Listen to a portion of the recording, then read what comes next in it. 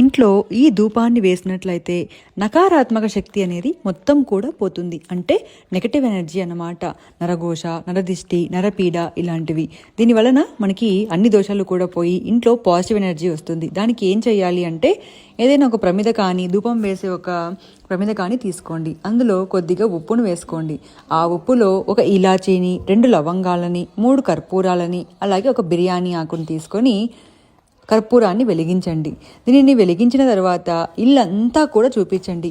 ఏ corner కూడా వదలకుండా ప్రతి కార్నర్లో దీన్ని తీసుకొని దేవుడి గదిలో, కిచెన్లో, లివింగ్ రూమ్లో, అలా ప్రతి చోట, బెడ్రూమ్లో, వంటగదిలో, ఎక్కడ మనకి రూమ్లు అయితే ఉన్నాయో అన్ని చోట్ల దీన్ని చూపించి మన ఇంట్లో ఉన్న నెగటివ్ ఎనర్జీ అంతా కూడా, మన బాధలు, మన కష్టాలు, మన గొడవలు, మన ఏడుపులు, మన చికాకులు, మన అనారోగ్యాలు అన్నీ కూడా దీంట్లోకి వచ్చేస్తున్నాయని మనం భావించి దీనిని బయటికి తీసుకువెళ్ళి బయట వెలగనివ్వాలి.